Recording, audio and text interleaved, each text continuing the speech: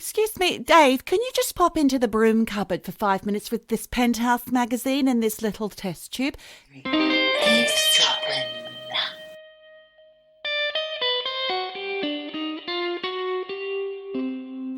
Hey, Michelle. Hello. Oh. A low monotone from Michelle. G'day. G'day. Have you become Australian? Yeah, that's what I do here. G'day. How you going? G'day, mate. G'day, mate. I think that's a little too enunciated. Mate. G'day, mate. How's it hanging? Oh, yeah, and I've heard some great swearing lately. I had a clanger. Oh, did someone drop a clanger? They dropped a bloody clanger. We were talking about this person and my friend said, he's as cunning as a shithouse rat. What? Oh, No, I've never heard that before. Honestly, a shithouse rat? Like a rat from the shithouse? Rat. Ah. Yep. Cunning as a shithouse rat. So there you go. I'm learning new swearies. Look, welcome people to the Eavesdroppin podcast. I feel that I should just, for those listeners who may have just joined us, yes, this is a podcast. You are currently eavesdropping on me, Geordie, and that's her, Michelle. Now, Michelle, normally we do this in two countries. I'm usually in the United Kingdom, Greater London, in fact. Michelle's normally in the Swiss Alps, but today Michelle is in Australia, yay! Australia. Yes. And you're actually in the city of Melbourne, aren't you? Yes, I am for this one. I'm in Melbs and it's rainy and humid. So there you go. Australia is not always sunshine. blow up that preconception to all the UK and whatever listeners out there that think it's always just so hot and it's great. But you know what is not great about being hot in a country like Australia is that usually you have a fly going in your mouth, coming back out your nose, or all of the flies, like all of them, on your back when you're wearing a white T-shirt and you're walking to the shops and you don't know they're there. Or you're getting swooped by a Maggie. AKA a magpie. Yep, swooped by a Maggie. So you're wearing an ice cream bucket on your head so that during nesting season... With eyes drawn on the tops. Why do you put eyes? Because then the magpie thinks you're looking at them. And they want to kill you. Well, no, they want to kill you less because they think... I've got eyes on you, bird. Exactly. But obviously you're too terrified and you're just running. You're running and screaming on your way to the bus stop. Mum, don't make me. Mum, can you drive me to the end of the road so I can get the school bus? No, darling. Take the ice cream bucket and put some eyes on top. That's what she'll say. Oh, I did have some response from Terence Whitaker. I don't know if I should have used his entire name, but I have. I've dropped him in it. He's an eavesdropper, our friend Terry. Mm-hmm. He loved my interpretation a few weeks ago of the Australian bird life compared to the UK and England's bird life. The soft, dulcet tweets compared to the yakking of the kookaburra and other. Yeah. You hit moo! There's one bird that sounds like that. Have you heard it yet, Michelle? You hit moo! Have you heard that? They all sound like that. Honestly, I was pissing myself when you did it the first time. You're very good with the Aussie. Jeffrey! Natural. There is a bird that says Jeffrey. I'm sure of it. I haven't heard that one yet. Will you do me a favour, Michelle? Yeah, will you record some bird song while you're there? I've already done it. I've recorded it. Maybe we might even put it over on Patreon for anyone who's feeling nostalgic and wants a little bit of... You can go ahead and pay $1 or $2 and you can have access to that exciting content. Patreon. That's right. We have a Patreon page, don't we? We do. And, we're thrilled when anybody signs up. Your support helps keep us going to do all the wonderful eavesdropping business that you love. Right. What is that business, Michelle? Business. What is that? Talking shit. Talking. You lovely Patreon supporters are assisting us in continuing to talk some more shit. And we give you extra shit to listen to on Patreon. So go and sign up. That's www.patreon.com/eavesdroppin, no G. Right? That is right. There's a .com in there, but you'll figure it out. So I just wanted to give a couple of little shout outs. Just wanted to say happy birthday to our part-time researcher, Al Taggart. Happy birthday, Al Taggart. Another researcher has had quite a massive birthday, actually. Our researcher who pointed out that we're in the top 10%, but now we're in the top 5% of globally listened to podcasts. That's Anna from France. And I even think we may have had a birthday from our modern mystic, Tamira. Yes, we did. All of our researchers are getting together and having a birthday party. It's a bumper birthday week. Happy birthday, Tamira. Happy birthday, Al Taggart. He's not a unicorn. And happy birthday, Anna from France. And I want to give a little shout out to Neil, the scientist who I actually met up with and had lunch with whilst in Melbourne. Michelle, can I ask, did he debunk anything for you? Because you've come out with some fast and loose and wild ideas about the way the world might work, science and other things. Has he taken you to one side and sat you down and said, well, Michelle, let me just tell you. No, he's very polite. He lets me go on my merry way. However, he does do this thing where he gets the worst, most shittest powdered coffee. Ooh. And, instant, just adds water. And then he puts cream in.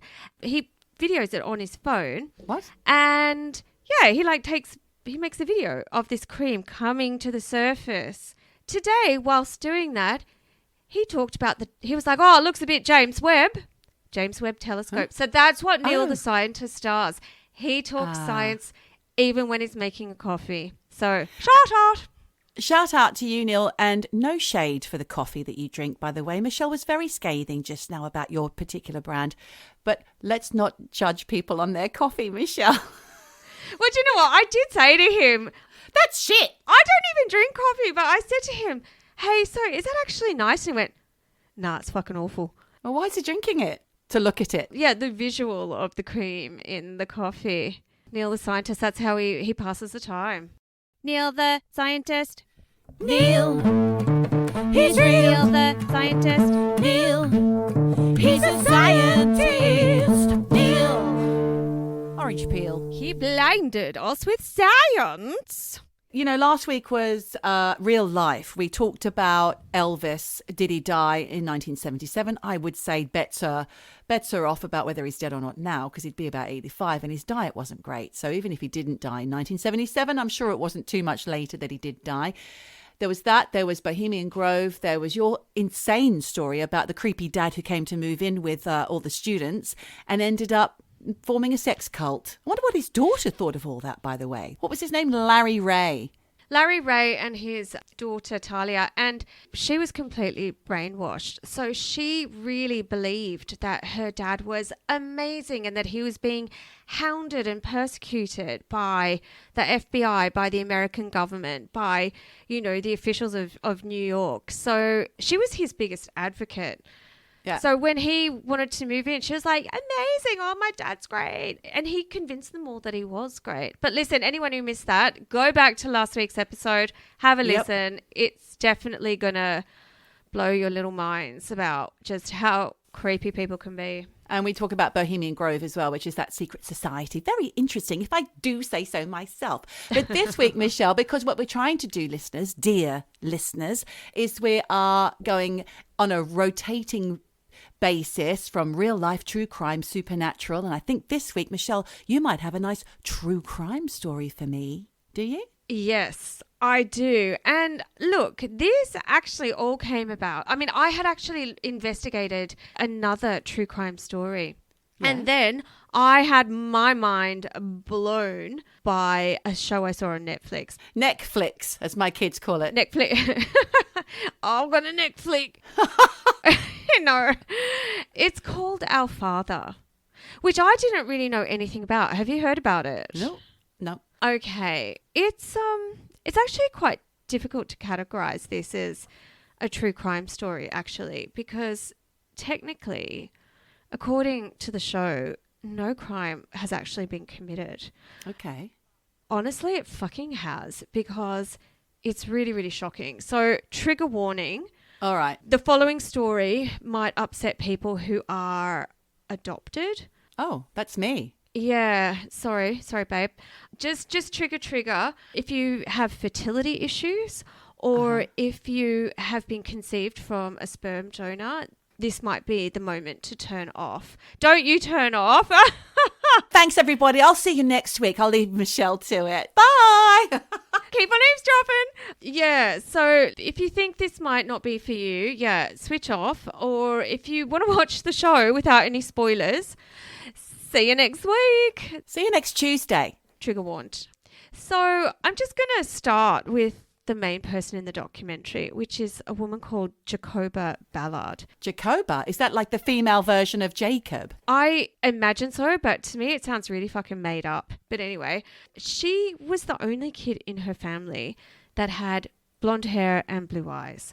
And she had a feeling from really early on that she just didn't fit in this family and she could have been adopted. So, she kept kind of pecking at her parents, like, oh, why do I look different? Am I adopted? Blah, blah. And when she was 10 years old, her parents told her that they had used a sperm donor to conceive her. They'd gone to the best fertility doctor in the state. Not only did he have, like, the best reputation, he was, like, a devout Christian. He was a church elder, a respected member of the community. He had the best fertility rates out of anyone, and he used the live sperm because we're going back to the 70s and 80s here when the whole like freezing sperm wasn't really a thing. It had to be live sperm. What? Hang on. Wait, I just need to get my head around this though, Michelle. How does that happen? They run through the corridors with a little hot pot, or is it pretty much in the room at the same time? No, it's pretty much a hot pot. And actually in the documentary, one of the nurses would say, we would get the live sperm. What they were using were the medical students who were working in the hospital. So they would be donating. So, excuse me, Dave, can you just pop into the broom cupboard for 5 minutes with this Penthouse magazine and this little test tube? Come right back. No, nothing to worry about. No one's going to come knocking on your door in 18 years with a paternity suit. Bloody hell. Do you know what? It was kind of the Wild West back then. What year is this again? Early 70s and 80s. Yeah. Right. And, it's not like it is now where you get like a little online scrolly booklet on your iPad where you can go through all these beautiful Norwegian donors who, blonde hair and blue eyes and they're a medical student. I mean, these were medical students, but these women at the time, it was such a new procedure that I think were just like, oh, yes, doctor, we'll trust you to match us with somebody that looks like my husband. So there was a lot of trust here. Yeah. And he was using medical students to get this sperm. And like I said, there was this woman who was the receptionist and she was saying she would get the sperm and it had to stay at room temperature. So she'd pop it in a bra. So it was next to her skin. Yeah. So, there weren't any health and safety issues. A different type of pearl necklace. Oh, God. We have to make these jokes, Michelle. We have to. Otherwise, it's just fucking grim. So, yes. Come on my tits. So blimey, she went there. It was working because this guy had the best success rate for artificial insemination in not only the state, but he was renowned all over the United States. Sorry, this is happening in the United States. Gotcha. And Jacoba's parents desperately wanted another child, but it wasn't happening. So they went ahead with the artificial insemination and boom, 9 months later, Jacoba was born. Right. But Jacoba always wanted to know if she had blood brothers and sisters. And she knew that with a donor sperm, there could be up to 3 children conceived from any one donor because that's the limit. I thought you were going to say way more. No, because apparently for every one donor, 3's the limit because then it gets a bit tricky, with the old gene pool. The gene pool, you don't want to end up, accidentally having sex with your brother. So, all of that stuff. Got it. So she was like, look, I could have 2 siblings out there. So in 2014, at the age of 35, she did a 23andMe DNA test. And look, before we actually move further into the story, I want to talk about 23andMe because I remember when it came out and it blew up in America, and loads of my friends in America were doing it. What it is, it's basically a genetics test, and it seemed like a fun thing to do. And there was loads of marketing around it at the time that advertised kind of stupid things like, you know, oh, find out whether you have the gene where you can smell asparagus in your wee, or why you have dry earwax. Huh? I thought it was some people can roll their tongues and others can't. All of that kind of stuff. And they were coming up with all these fun things. That's important to know. Well, I mean, I think it just got people sort of like excited about wanting to do it. Yeah. It was just an easy way to get cheap genetic testing, because you just spat into a sample vial, you sent it in, and the company would analyze your DNA in really minute detail. And look, they were actually the first company to invent the spit DNA test rather than providing a blood sample. So the company would analyze it. They would give you back a report that gave you like genetic ancestry information about who you're related to if those people had also done a 23andMe test. So their database was limited only to other people who were doing 23andMe. And also, aside from like the weird like asparagus in your wee and whatever, it could tell you, and this is what I think people really got excited and a little bit freaked out about, was it could tell you whether or not you had any like predispositions to health conditions. Cancers, like the BMRC gene, all of that. Diabetes, you know, everything. And if you're adopted, you want to know those things. Like this is the main reason that my mother had an idea that my brother and I ought to find out who our biological family were so that we could find these things out. Health conditions. Yeah. And so this really revolutionary test could tell you that. It's quite a compelling thing to do, because not only would you find out whether you had any like secret siblings, it would also tell you what you had a predisposition to, which could then actually give you a warning of, do I need to go and get tests? Do I need to change my lifestyle or my diet? Do I need a little doggy to come and sniff me and see what I've got? It's almost like that, isn't it? We talked about that a few weeks ago. It is. Instead of having like a dog sniffing your ass because you've got cancer. Why would it be up the ass? Don't know, because dogs love it up the ass. But what? I mean a sniff. God. Gosh, I know. Sorry. So look, the thing was, this was like a really great thing. It was marketed as a bit of fun, but you also got some really interesting information. Except the company was initially funded back in 2007 by Google, mainly because the woman who founded the company was a woman called Anne Wojcicki, and she was married at the time to Sergey Brin, who was the co-founder of Google. So I guess it makes sense that if you're going to have a company and your husband owns Google, you're going to say, mate, can you just give me a few mil to like start this company? So that was fine. But over the years, it's been funded by and partnered with big pharma companies.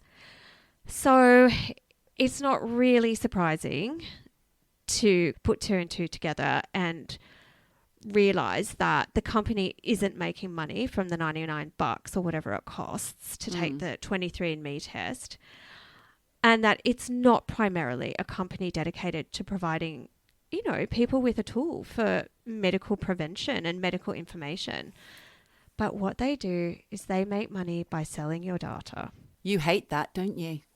But you've given your DNA away. Yeah. Well, what would they do with that? Make a replica of you and force you to go and assassinate the Queen or something? It's more that, look, not even the police have your DNA. Like, no one has your DNA unless you give it away. And what these people were doing was information gathering.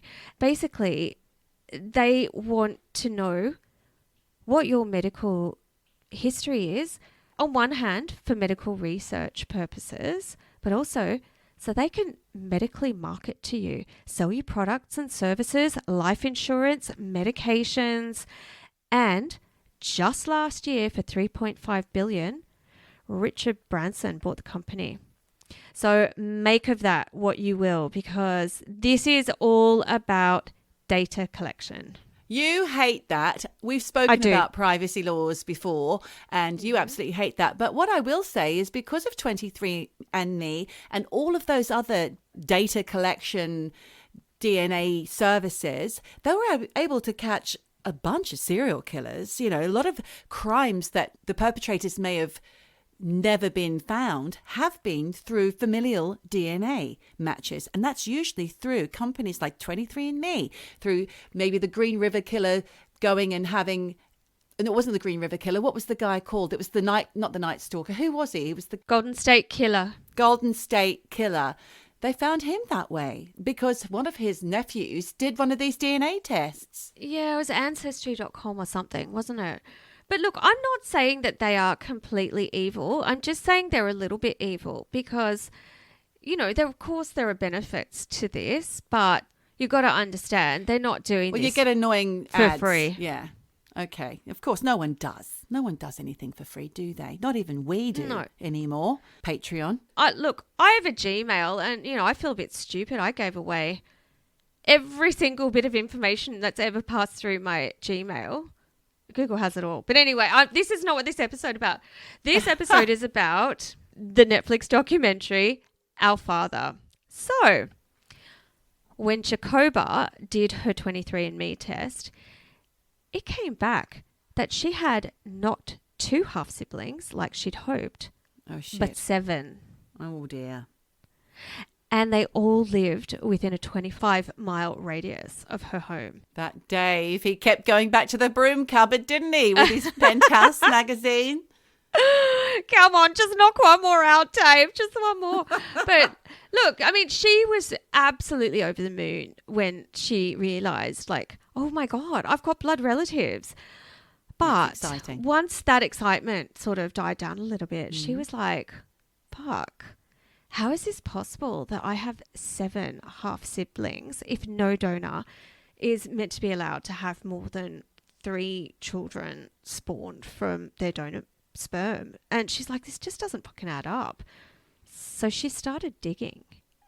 Through her digging, she found out that Donald Cline, who was the doctor who had artificially inseminated her mother, had used one donor at least 8 times with the half-siblings, being born between 1979 and 1986. And when she thought about this, she's like, well, that's too long a time frame for this to be from one medical student, because no one student stays for that long in one place. Yes. And, you know, because they were kind of meant to be these medical interns who were like coming and going, you know, from all over the country doing their internship at the hospital. So she did some more digging. And over the next 8 years, she found 94 half-siblings. Someone's having a bit of fun, aren't they? Yeah. It's like the boys from Brazil. Yeah. Donald Cline. Oh, Donald, you dirty bugger. I know. And look, you know, basically these desperate women who were just longing for a baby, they would come in, he'd pop them in the stirrups, make them wait for 20 minutes while he went into another room, jerked off, knocked one out, and then came back with a hot shot of sperm and inseminated these women. And look, in the documentary, Jacoba says, and these are her words, what made him every day wake up and decide to go into work, masturbate, and place it unknowingly inside women without their consent? He could have stopped at any point, but he kept doing it over and over. Yeah. And look, horrifyingly, there was another woman in the documentary who, when she learned that her son had Donald Cline's DNA and not her husband's, she said, and these are her words, I was raped 15 times and I didn't even know it. 15? Why did she say 15? Because she'd had 15 goes at trying to get pregnant before it actually happened. And you know what? Like, what a fucking violation. It's a violation. Well, she was conned. She's a victim of fraud and it's invasive. So that is outrageous. And he's very underhand. Definitely there is a crime committed here, Michelle. If it's not in the books, it needs to be written in, needs to be legislated. You know, like I said, it's a bit of the Wild West back in the 70s. It's a grey area because these women gave all of their trust and all of their consent to the doctor. Okay, Yeah. you choose me a good donor. Okay, I'll leave And it he in your abused hands, it. doctor. Yeah, he thanks, did. Doc. And he abused that trust 94 times, you know. And God knows how many more half-siblings are out there unknowingly related to this man. Yes. Or how many other women he inseminated unsuccessfully. I mean, we're talking 94 children.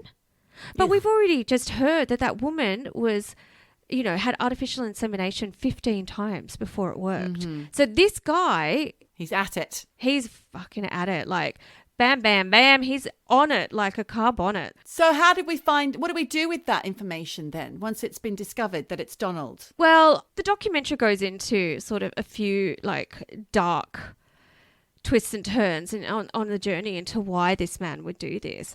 And Jacoba is the one that is really spearheading it all because she's angry and she feels violated and she wants answers. So the documentary does go down a few wormholes. So there's the fact that for many of the half siblings, this came as a total surprise, not just to them, but also to their parents, because in the documentary, there is case after case after case of these women who went to Donald Cline, like their insemination appointment, with fresh sperm from their husbands. Oh my God, and he didn't use it. He just turfed it. That man. That is like heartbreaking. Do you know what I mean? Because, and they were saying, look, there's absolutely no way Donald Cline could be the father because We brought our own in and he used the sperm from my husband. Well, no, lady, like No. he threw it away.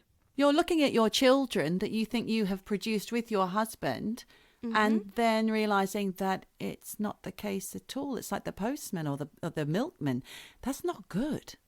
Oh, it's heartbreaking. Psychologically, that's very difficult. Oh, look, and so many of the half-siblings in this documentary, they're just broken inside from this. They feel like they have no identity. But, you know, more than that, dude knew exactly what he was fucking doing. Yeah. He knowingly and with deliberate intent threw that sperm away. So what the actual fuck? And look, let me just say that Donald Cline at no point in the documentary ever gives Jacoba or any of the children he fathered no apologies and no information What a about cunt. why he did this. And actually, they talk about how he's kind of a scary guy who carried a gun to the meeting that Jacoba had organised with that first lot of 8 half-siblings.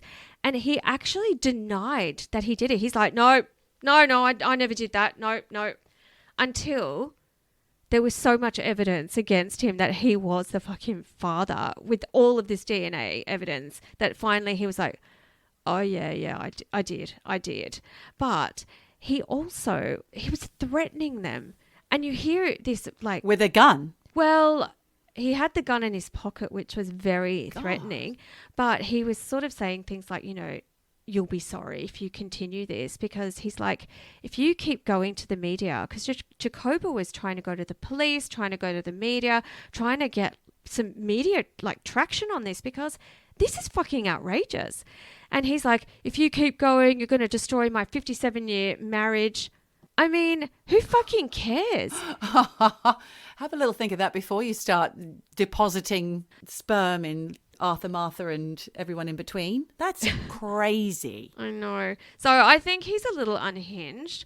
But yeah, as for his motivations, in many respects, this documentary is quite unsatisfying because no one gets any answers. Spoiler. But Right. Jacoba does look into possible motivations as to why he might have done this. And look, Master race. that's exactly it. I was screaming at the TV. It's because he's a fucking psychopath and he's a Nazi. And Narcissist. He Well, wants to be populating the entire world with lots of mini Donalds. Boys from Brazil. I said it again. well, you know, I'm saying Hitler because it turns out that both of us are actually not too far off the mark because Boys from Brazil is lots of mini Hitlers. That's what Right. it is. It's them cloning Hitler 100 times. Or not 100 times, like 10 times around the world. Okay. Well, That's a movie. yes, this is shades of that because she kept digging around into what was going on, and she found out that one of the people in the DA's office who should have followed up on her complaint but never did, because she had tried to file a complaint for medical misconduct. She found out that this person in the DA's office, was associated with a Christian fundamentalist movement called Quiverful, which encourages the, I'm doing air quotes here, faithful, devout followers who are blonde and blue-eyed to have as many children as possible and groom them for power so that they can become ambassadors for God. Of the Aryan Just like race. fucking Hitler. Aryan, yes, exactly.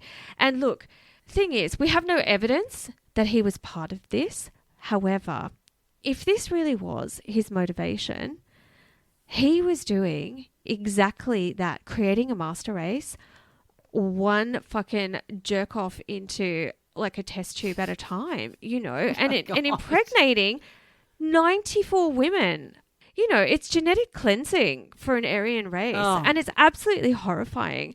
And look, one of the reasons why they think Donald Cline might be part of this fundamentalist Quiverful cult, Yep. yeah, and I call it a cult because it is a bit culty.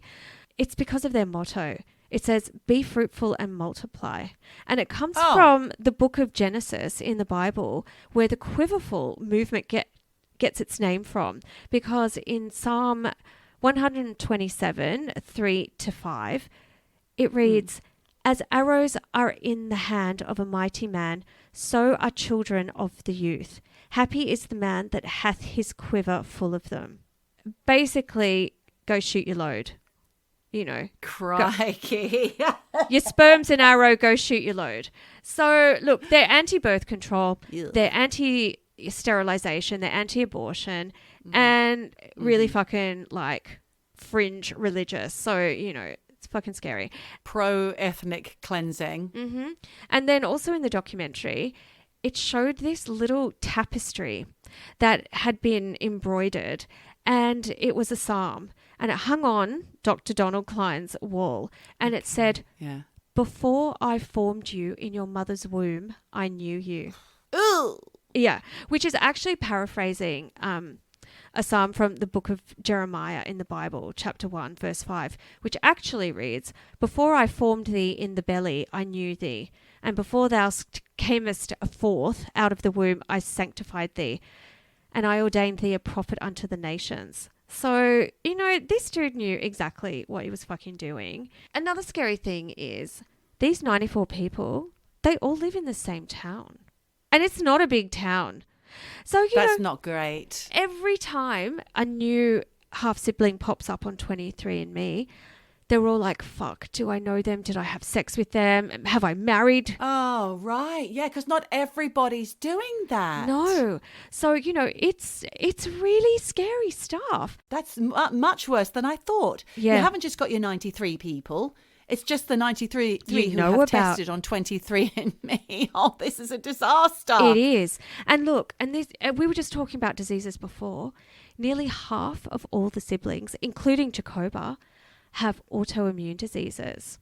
Oh. Dr. Donald Cline has an autoimmune disease, and they do talk about rheumatoid arthritis, so I don't know if it's just that or something else. Yeah. But, he fucking passed it on. Like, what a dick. And if he'd gone through the normal processes, he wouldn't even have been allowed with that kind of autoimmune disease yeah. to even donate. So, Yeah. it's just really scary. But basically, to wrap up, what happened with Donald Cline is that in 2017, after it was proven that he was Jacoba's father, he did plead guilty to 2 counts of obstruction of justice for previously lying to officials about artificially inseminating patients with his own sperm. But he had a fucking judge who just went, look, you got no prior criminal history, and you've never been a threat to anyone, so He didn't even end up serving jail time, and he got away with a $500 fine. That's it. Because under Indiana law, he couldn't be criminally charged with rape or battery, and there's actually no law for what he's done, so they can't charge him with a crime. It's just really sick. And look, although Donald is, at the moment, the most prolific US kind of doctor to inseminate patients without their consent wrongfully and using his own sperm, he's not alone. There are 44 other fertility doctors in America who have also been exposed for doing similar shit. So I had a horrible feeling you were going to say that. Yeah. I can't really say this is a great documentary because it's actually not as in-depth as you would want it to go, because it doesn't look at the deeper issues here of how, in the 70s and that generation who just trusted their doctor, it doesn't look at the arrogance of doctors or things like male entitlement or the scary faith that we put into doctors or religion or white supremacy or reproduction rights or any of that stuff. It is really just the story of how this all got exposed. And while that's interesting, for me, there's so much more to this that they didn't really touch on. So you don't need to watch it now because I've just summed up the whole thing. But if you do, just go in knowing that this is more storytelling about what happened rather than, an expose. Nicely wrapped up in a bow, justice being served. Well, that's going to sit with me for a bit, Michelle. I'm trying to get my head around that. It's fucking absolutely shocking. Insane. So yeah, sorry guys. Michelle's getting cut. Geordie had a tear. Ben Mendel's loves brown lemonade. To you, that's a cold beer. Crack open a cold one, love. Give us a tinny. Eavesdroppin.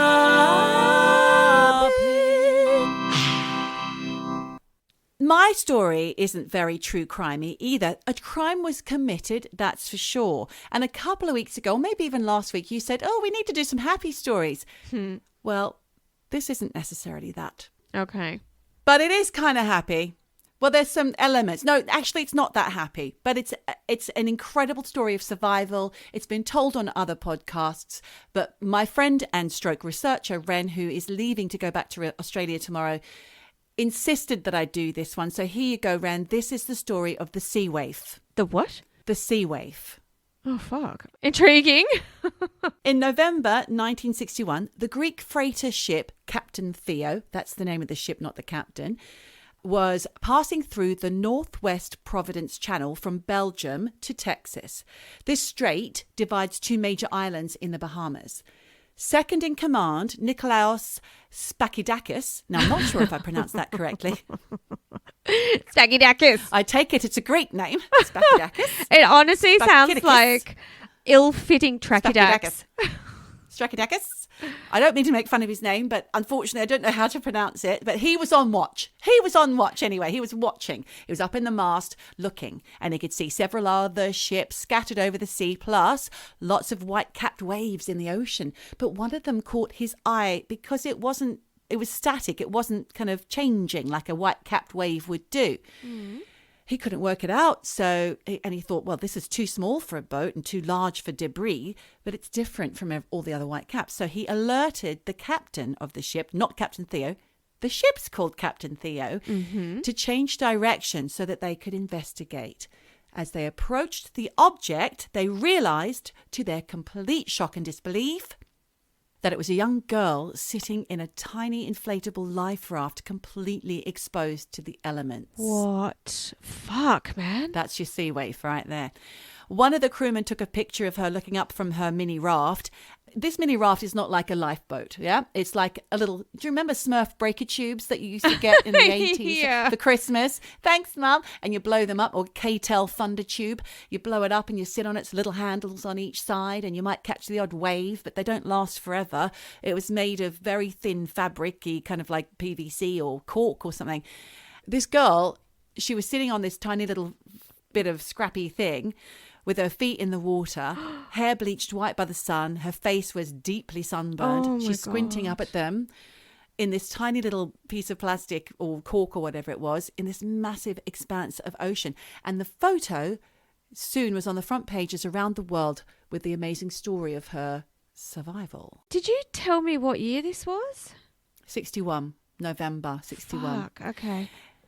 It became the focus of a 2-page spread in Life magazine, and the picture in the magazine was of her sitting on the raft on one side, and the other side was just a huge expanse of empty water. Jesus. She's in the middle of the ocean. How terrifying. And also in 1961, Michelle, this is the same year that, and in the same magazine, it was telling the story about the disappearance of Michael Rockefeller. Did you know about this? No. The son of Governor Nelson Rockefeller, who disappeared. So Michael disappeared on a canoe exhibition in November.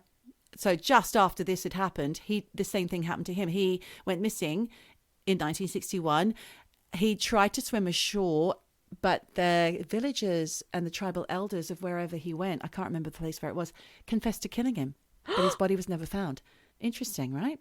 That's for another podcast. That really is. That's for I another mean, podcast. I'm intrigued by that too. Jesus Christ. Missing Rockefeller. Look it up. So back to the Captain Theo boat here, this big freighter, Greek freighter. The captain stopped the engines, lowered a small raft overboard, and his concern was that this ship's large lifeboats might hit the child's light little float and knock her overboard. So they had to quickly lash some empty oil drums together and lowered this makeshift raft over the side. Tensions were rising because the captain noticed that sharks were circling her. They must have been attracted by all the activity that was going on in the water. Yeah, exactly. And they were moving closer to her feet, which were hanging over the edge. So they're like, "No, move on. Come on, guys. We need to get this girl up." They told They're the girl, chomp don't her jump, foot. don't jump. Exactly. A little bit Melissa Caddick. I knew you were going to say that. So eventually the captain got her up and carried her to a spare cabin, placed her on the bunk. She was in really bad shape, Michelle, possibly moments from death. She was extremely sunburned, dehydrated. Yep. She'd been exposed to all the elements for God knows how long. The Greek soldiers, these tough nuts, were so moved that they were crying at this girl's plight and what she might have endured to get herself in that situation in the first place. And alive. So alive, you know? alive, yeah. So they were gently sponging the salt off her. They got her drinking, put Vaseline on her lips and everything. Tried to get her to talk, but she was unresponsive and she was just like looking straight through them. She was absolutely, she'd been through God knows what. Captain and crew feared she might not make it because she was drifting in and out of consciousness. Yeah. But this captain was desperate to get the information out because they needed to tell the Coast Guard what had happened. Perhaps there were more survivors, He kept asking her, "What's your name? How did you find yourself in the water? I want to report this to the Coast Guard. And if you tell me your name, I can send information to your relatives that you're still alive." But she shook her head and gestured to her thumb, which the captain took to mean that she must be the sole survivor of some kind of disaster at sea that had claimed the rest of her family. So he said to her, "Oh, you can't be sure. They might be okay. Another ship might have saved them." But she shook her head again and pointed to the water before getting a single word out. And that word was bluebell. What? Eventually, the captain learned that this girl was 11 years old. Her name was Terry Jo Duperrault, who had spent 84 hours terrified, fighting for survival, all alone at sea until she was rescued. So he did contact the Coast Guard and said, "We've picked up a blonde girl, brown eyes, from a small white raft, suffering exposure and shock. Name Terry Jo Duperrault, was on the Bluebell." Terry Jo survived for 4 days without water in the sweltering sun and freezing cold nights while balancing herself on this tiny little life float, which was about 2.5 feet by 5 feet. So it's practically a rubber ring designed to be held onto only for a few hours rather than, God knows how long she was in it. Well, 84 hours she was holding onto it for.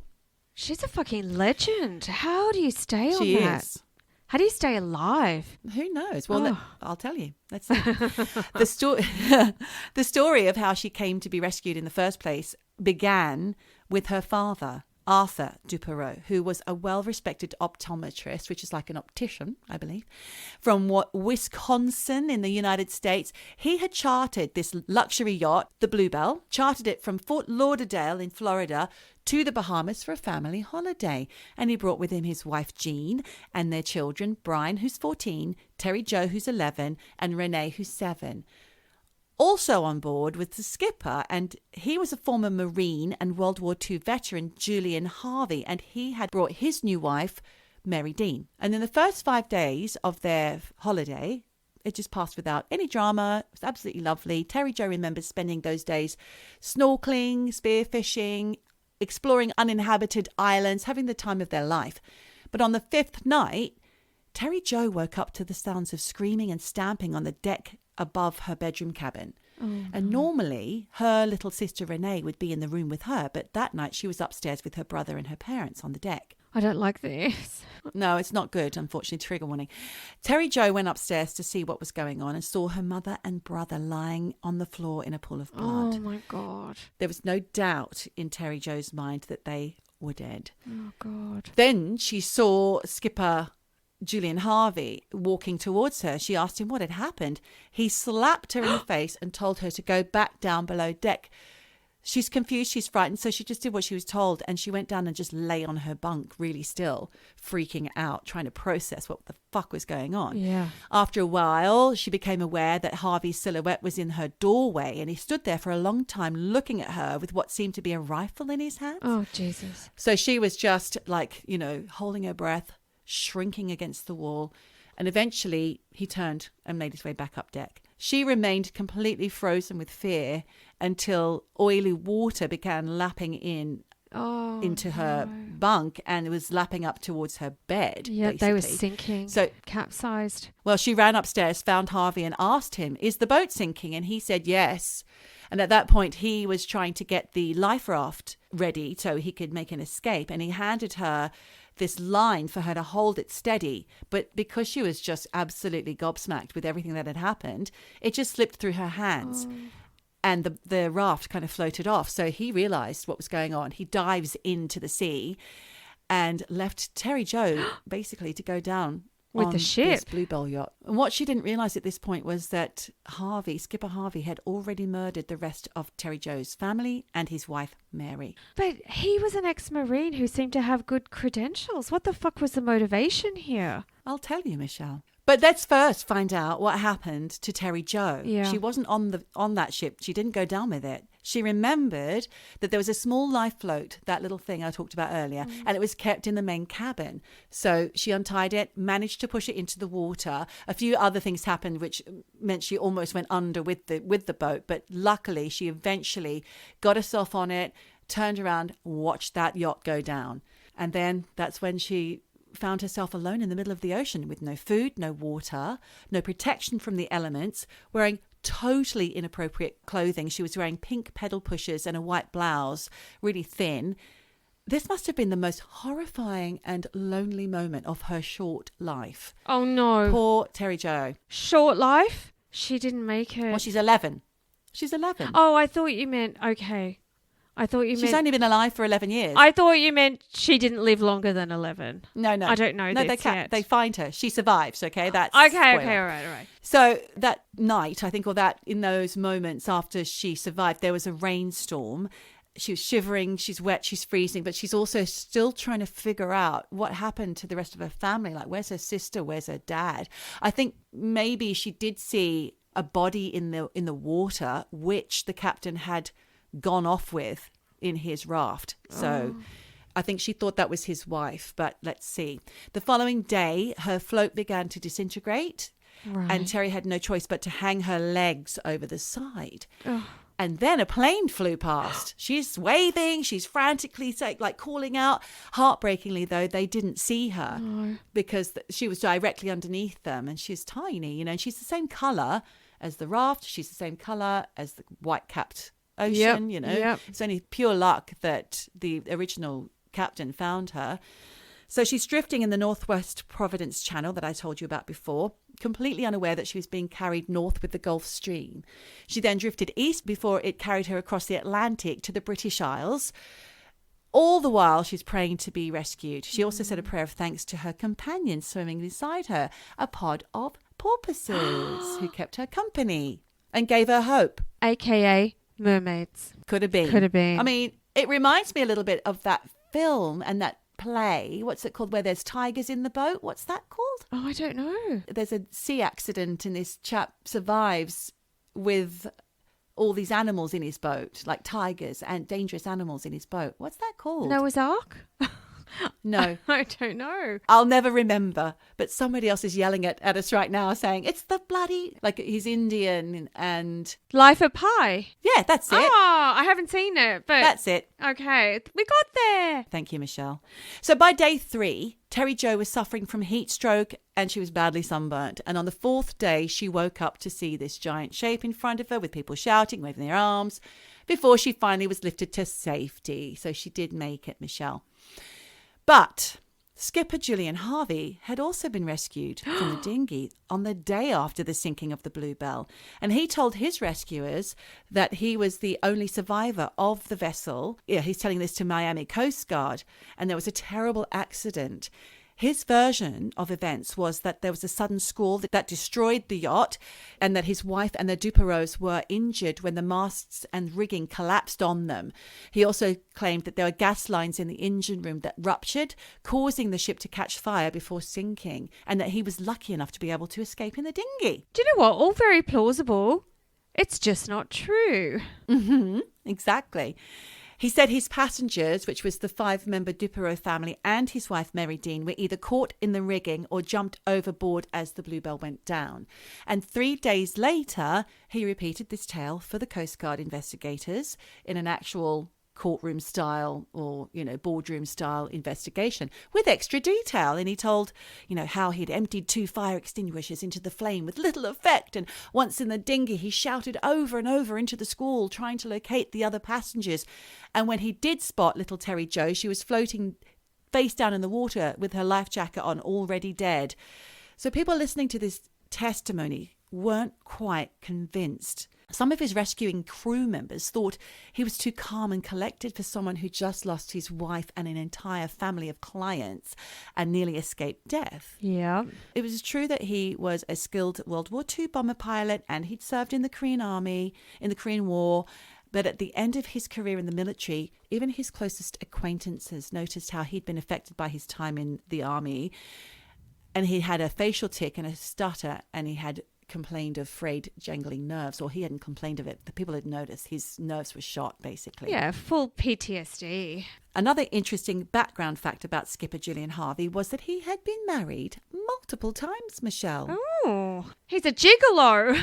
Mary was his 6th wife, Fuck. and Harvey had a habit of love bombing, marrying, and then dumping his partners, usually by telling them, I don't love you anymore.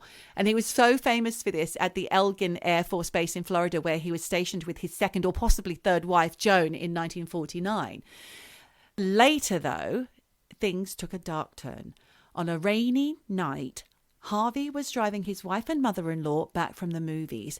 His car swerved on a bridge and rolled over the side into the water, sinking the car with the wife and her mother in it. Oh, God. He miraculously survived. Oh, funny that. Bystanders dove into the water to look for the women, but he was unscathed and calmly told people how he'd been able to escape the car while it was mid-air. Oh, So he didn't even go in the water. Bullshit. I call bullshit. Evidence did disprove this claim, but it was noted that Harvey had made no attempts to save his wife and mother-in-law, let alone seemed upset at all about their deaths. Shortly after, Michelle, he cashed in his wife's insurance policy. We knew that was coming, didn't we? We knew. He's loving the life insurance scams. He'd twice filled in insurance claims for destroyed boats, and even though they seemed suspicious, he was awarded each claim. Friends later admitted he probably steered the boat, like the boats that he claimed for previously, into obstacles on purpose.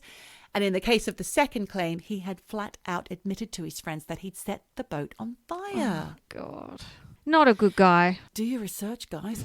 But by the time he skippered the Bluebell, he was in financial trouble again. And he tried the old life insurance policy trick again on his wife, Mary Dean, who at the time was 34. He was 44. So it's believed that on the night of her murder, she put up a fight.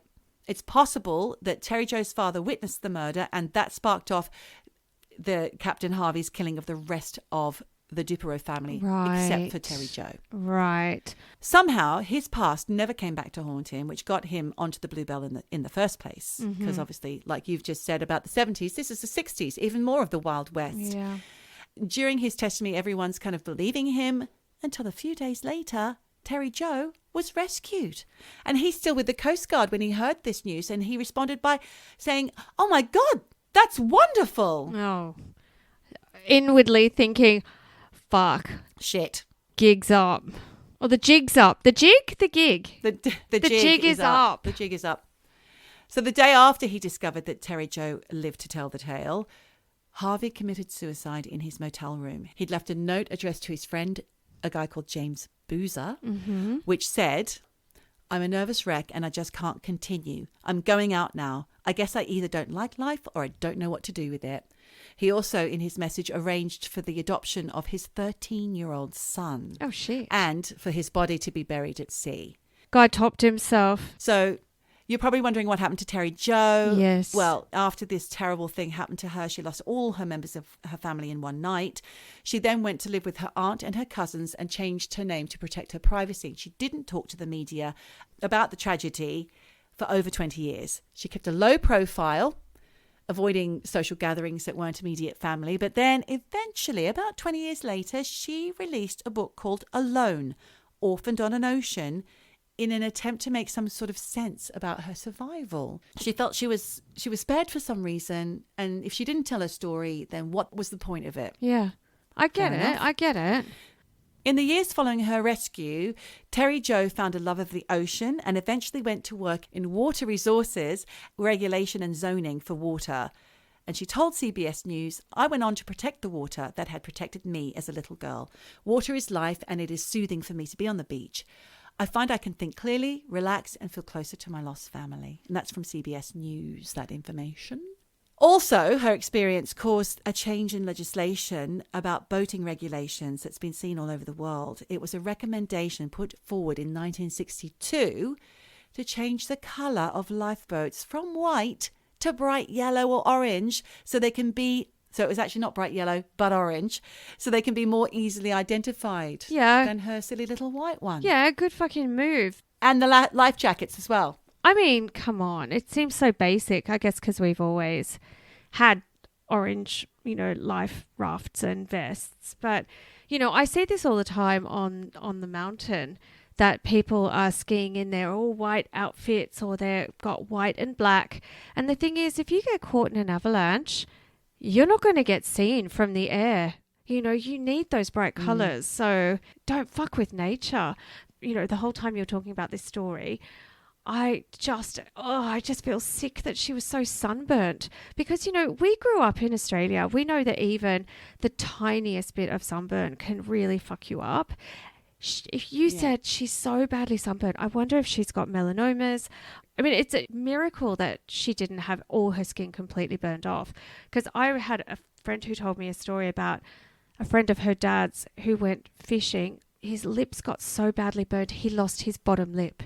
It's gone. Oh. The sun is really, really insane. So that poor little girl, completely burned. I know. Anyway, that was an amazing story. Thank you so much. It's a shocker. It's a shocker of a story. At least she survived, but fuck, she lost everything. Poor little thing. I know. Yeah. Amazing, though, that the survival of an 11-year-old girl who somehow she just made it. Yeah. Probably because she didn't overthink it. She was too young to overthink it. She's just like, I just need to hang on. Yeah, yeah. And thank God that she was spotted. Yeah, that's a miracle. Absolute miracle. Brilliant. Well, Michelle, I think we've come to the end of the podcast this week. I hope that you will continue to enjoy your travels through Australia.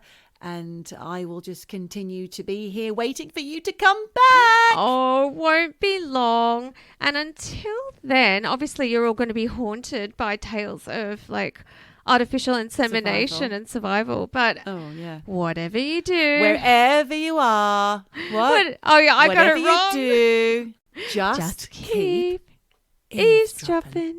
Eavesdropping. Eavesdropping. Eavesdropping. Drop it. Eavesdropping.